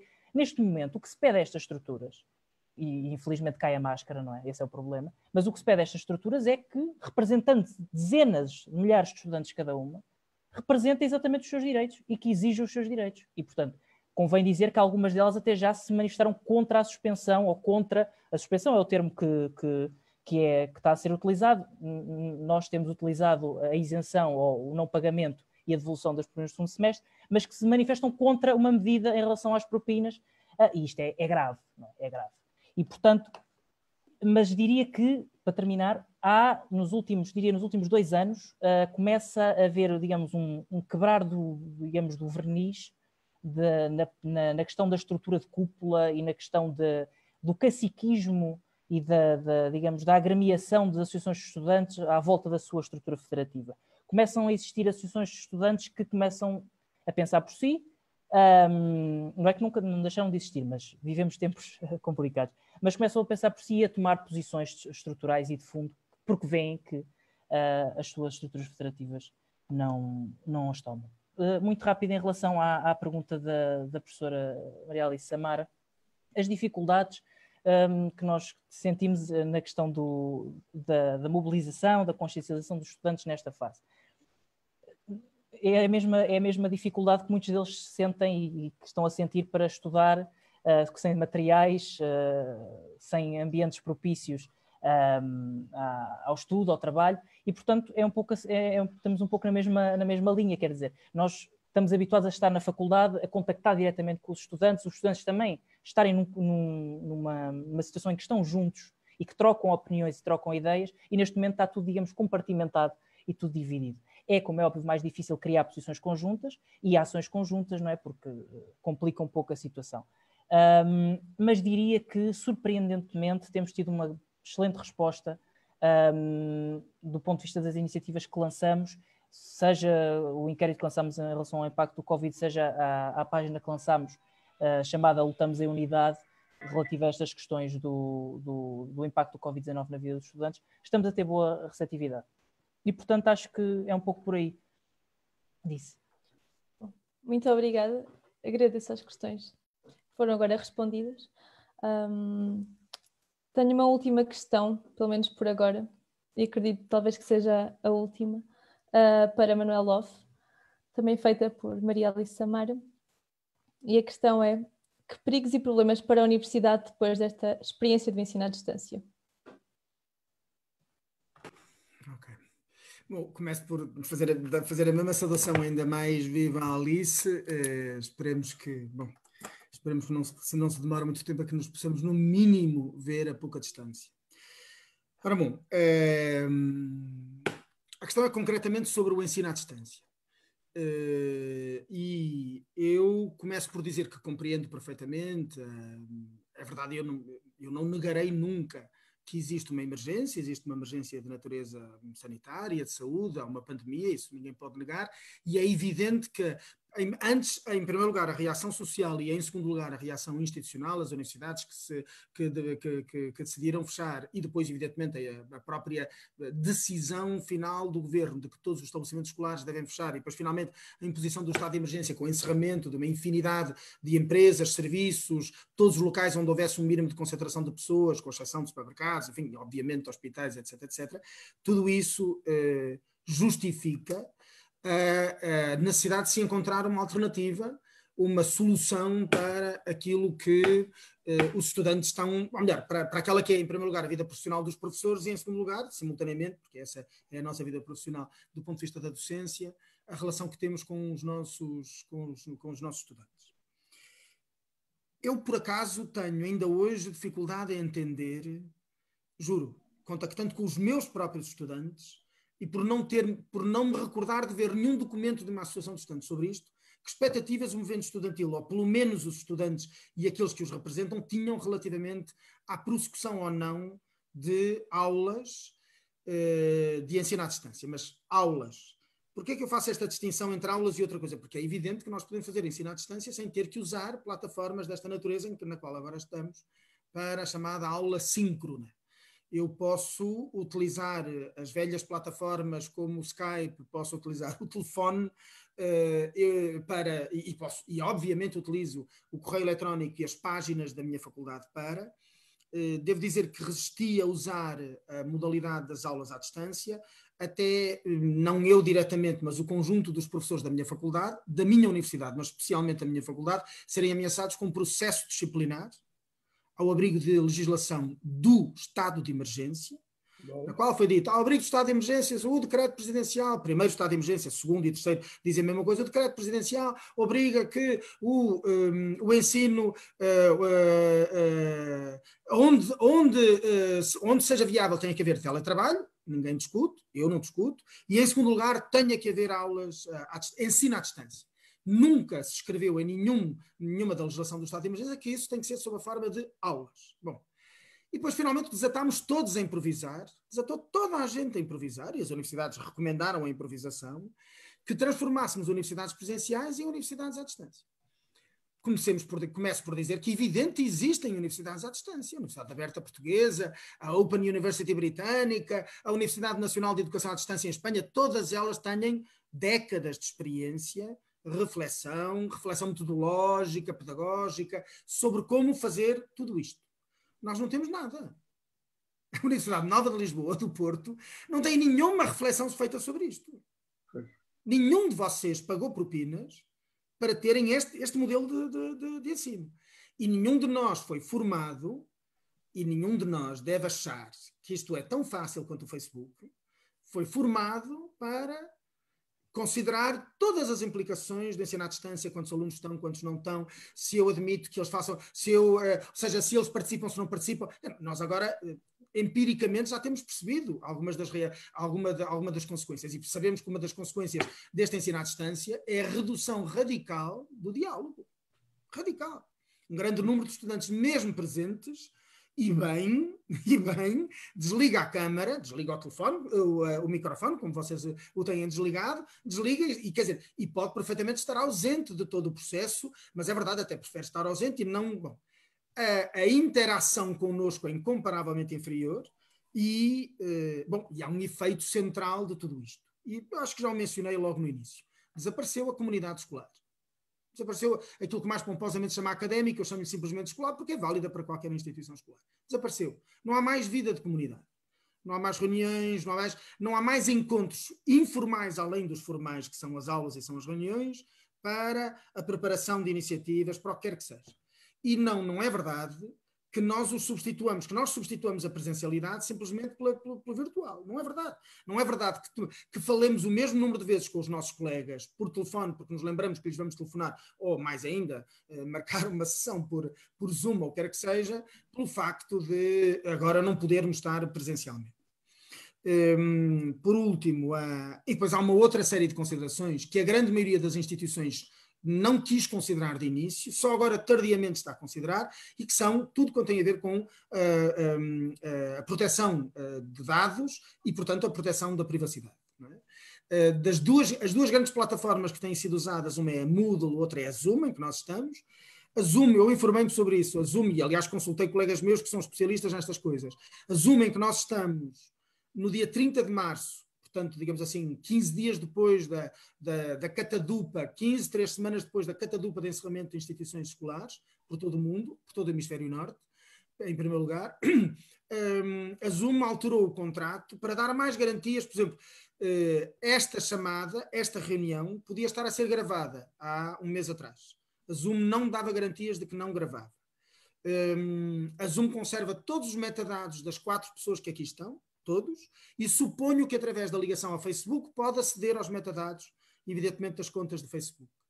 A Zoom assegura que, se quiser, tem algoritmos, ou seja, portanto, assegura que pode ficar, ou adverte todos nós, que tudo quanto nós partilharmos, não a reunião em si, porque dizem-nos agora, a partir de 30 de março, que não grava, mas diz que tudo quanto partilharmos nesta sessão, se partilhássemos alguma coisa, automaticamente pode ser utilizado pela Zoom. A Moodle é muito pior. E a Moodle, por exemplo, coisa que nenhuma universidade preparou os seus docentes ou os seus estudantes, ou pior ainda, no Ministério da Educação, para todos os seus professores e estudantes do ensino básico e secundário, a Moodle mantém todas as regras. E, portanto, a Moodle pode fazer profiling, pode fazer perfis, como finalidades comerciais, reserva-se o direito de vender perfis de todos os utilizadores da plataforma. Portanto, se nós estivéssemos neste momento no Moodle, tudo quanto nós, as imagens das nossas casas, as nossas identidades, tudo pode ser, aquilo que nós falamos, que não falamos e tal, pode perfeitamente ser utilizado nesse sentido. Ora bom, eu percebo, todos nós percebemos as emergências, mas não podemos perceber que o Estado, não podemos perceber que as instituições como a universidade improvisem a este ponto. Noutros países, deram-se 15 dias, 3 semanas para as pessoas se prepararem para. Sistemas educativos não universitários, é verdade, não de ensino superior, mas no básico e secundário, Espanha, Itália, Grã-Bretanha, França, pelo menos estes, generalizou-se o equivalente a uma passagem administrativa no ensino básico e secundário. Ninguém vai reprovar, o que altera substancialmente a natureza das nossas interações pedagógicas. Portugal, nós já sabemos, nós somos o aluno, nós temos uma tal obsessão. E é uma obsessão, e aliás, tem, em minha opinião, uma identidade de classe, mas eu não quero ir, agora nem tenho tempo de ir por aí. Temos uma tal obsessão com o examinismo e com a seleção feita a partir das instituições escolares, que tem muito a ver com a filosofia de acesso ao ensino superior. Somos dos países da Europa onde é mais difícil aceder às instituições de ensino superior, não para duas ou três áreas, tipicamente a medicina, eventualmente a arquitetura, algumas engenharias, não. Tudo tem números clausos em Portugal, tudo tem seleção, e a tal ponto nós temos incorporado este sistema que estou convencido para a generalidade das classes médias, dos pais de classes médias em Portugal, seria insuportável imaginar uma espécie de passagem administrativa. E é por isso que nós estamos a improvisar desta forma, e desta forma, a entregar nas mãos de grandes multinacionais, grandes ou pequenas, não me interessa, mas são grandes e estão a fazer muito dinheiro neste momento, quer os que dirigem a Zoom, mas sobretudo a Moodle, estamos a entregar uma infinidade de dados de forma totalmente irresponsável, com um grande número de pessoas, entre os pais, os próprios estudantes e os professores, a desejarem que assim permaneça, porque não estão interessados, e é perfeitamente respeitado, não estão interessados a regressar ao ensino presencial.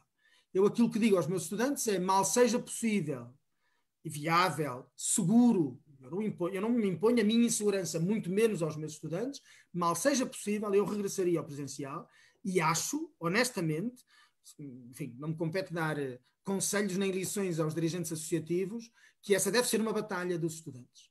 O regresso ao presencial. Não há universidade sem haver comunidade escolar. Não deve haver.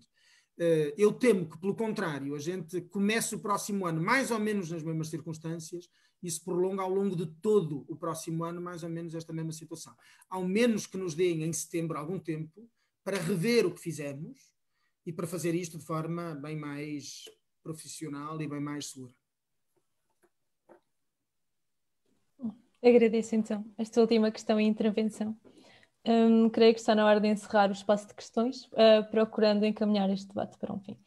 Deste modo, teremos agora um espaço para umas notas e considerações finais por parte dos nossos convidados e oradores, para o qual têm cerca de 5 minutinhos para dar as últimas notas. Estão à vontade. Deixe-me só dizer, eu prescindo do meu espaço, já falei agora há tanto tempo, que esta última nota é mais do que suficiente para aquilo que eu queria dizer. Obrigado. Okay. Obrigada a nós. Eu também não vou necessitar os 5 minutos, acho que a gente já falou bastante, não é? Espero que as pessoas que tenham assistido a este debate tenham tido, digamos, algum aproveitamento, e eu gostei muito das intervenções também das pessoas que estão presentes, do Manuel Loff e do Gonçalo, e acho que cada um tem a sua visão, é evidente, e a sua experiência de vida. Isto também é um encontro virtual, também não podemos, não é? Estamos aqui a fazer um jogo, não é? Eu também concordo consigo, com o professor, concordo que, de facto, o virtual não pode substituir o real, não é? E pronto, são tecnologias que nos permitem comunicar, mas a presença da pessoa concreta, não é? Isso é que uma questão da inteligência artificial versus inteligência humana, não é? Parece o Harari a fantasiar a ideia de que tudo o artificial vai se sobrepor ao real, não é? Que a inteligência artificial, portanto, se vai dominar isto tudo, não é? Mas, de facto, isso é uma visão que eu não subscrevo de maneira nenhuma. E, sob o ponto de vista psicológico, a substituição do real pelo virtual corresponde, no fundo, a uma tendência autista, agora para usar o termo, não é? Porque nos cria a ilusão de uma comunicação genuína e real, mas falta algo que a gente, por vezes, por hábito, perde a necessidade. Não é? Há indivíduos, por exemplo, que se dedicam totalmente a uma vida imaginária, através dos meios virtuais, e que perdem o contacto com a vida real, com o mundo real. É uma coisa impressionante, não é? Isso é uma questão que tem a ver com a saúde mental também. Portanto, a saúde mental não dispensa o contacto com o mundo real, no sentido afetivo, no sentido da proximidade concreta, da empatia, da comunicação real, e mesmo na área pedagógica acho que isso é fundamental. Não é? Eu dou aulas de psiquiatria para os internos de psiquiatria e, de facto, não me vejo com capacidade para dar aulas, digamos, sentidas e entusiásticas nesta condição de relação virtual. Embora, enfim, as palavras podem ser as mesmas, mas não são só as palavras, é a presença das pessoas, o contacto, o diálogo, a presença, o confronto afetivo até, toda uma série... Eu não sou pedagogo, né? Mas, portanto, de qualquer maneira me parece isso. Mas realmente não sei como é que isto vai evoluir. Agora, em relação à questão das associações, o historial das associações, eu por acaso tinha aqui até os 8 pontos fim dos anos 60. Não é? Os 8 pontos eram uma reclamação global da importância dos estudantes nas academias, nas universidades, nos órgãos representativos, no delinear e até nos órgãos federativos, porque nessa altura tudo que era federativo era ultra proibido, porque significava um movimento à escala nacional, que o regime não queria, porque isso significava afrontar o poder político. E o grande receio era esse, que houvesse movimentos que pusessem em causa, porque de facto o movimento associativo expandia-se muitas vezes para um movimento estudantil que transcendia as associações e começava a pôr em xeque o próprio sistema e o regime até, não é? Porque os estudantes tinham uma importância social em muitos sítios, na fase das crises, muito relevante. E alguns movimentos tiveram esse significado. Agora, fiquei espantado de ver que os federativos agora, os órgãos federativos, têm uma função de aperrear, de apertar e de condicionar negativamente. Não é? Nessa altura era o contrário. Isto mostra bem o que é o histórico também destas coisas. Não é? Não tenho mais nada. Agradeço muito o convite que me fizeram e o conhecimento que tenho com as pessoas que estão aqui na minha presença e que faço fotos para que consigam andar para a frente nesta luta que se está travando. Obrigada, nós. Eu daria só aqui algumas notas finais, sobretudo por parte da Associação de Estudantes. De só dar uma pequena nota antes de passar para a conclusão em relação àquilo que o Manuel Lopes estava a dizer, de não existe uma comunidade universitária, de faculdade, de instituição sem os estudantes, e deixar uma pequena preocupação, que é, eu temo, e acho que tememos, que esta fase e esta experiência do modelo à distância e das aulas à distância e por aí fora, seja digamos, um teste ou um ensaio para, em situações de normalidade, poder aprofundar isso. E há vários sítios, há várias instituições que já manifestavam vontade em fazer isso e que agora poderão utilizar este género cavalo de Troia para poder reduzir custos e, enfim, dar mais uma machadada no ensino público de qualidade. Mas só aqui em conclusão, dizer que, pronto, em relação ao 25 de Abril, acho que foi bem feita aqui digamos, a análise do percurso histórico e os próprios testemunhos que foram trazidos para cima da mesa. Eu acabo por só reforçar o que disse logo no início, que é o movimento associativo tem, pelo seu histórico, pelo seu passado e património de luta, uma obrigação de continuar a lutar pelas portas que Abril abriu, pelos direitos que Abril e que a Constituição da República abriram. E, portanto, mais cedo que tarde, eu tenho confiança nisso, mais vozes se levantarão Nós sentimos isso, cada vez mais estudantes estão conscientes de que a educação não é um serviço, que é um direito que a Constituição assegura, um direito que vai não só ao seu direito de se emancipar individualmente, mas também enquanto país, enquanto coletivo. E, portanto, tenho confiança de que isso se irá verificar. Agora, para tudo, e acho que a história assim o demonstra, é necessária a luta organizada, a luta por objetivos concretos, uma luta estruturada e com uma participação enorme das associações de estudantes e do associativismo, dos núcleos, das AES, das associações académicas. E, portanto, esse é o voto que eu deixo e a esperança que eu tenho. E, para terminar, gostava só de sublinhar aqui, nós recebemos o convite da Comissão Promotora para as comemorações do 25 de Abril, e deixar aqui a todos os colegas que estão a acompanhar este debate o convite para que às 15 horas do dia 25 de Abril cantem a Grândola Vila Morena à janela.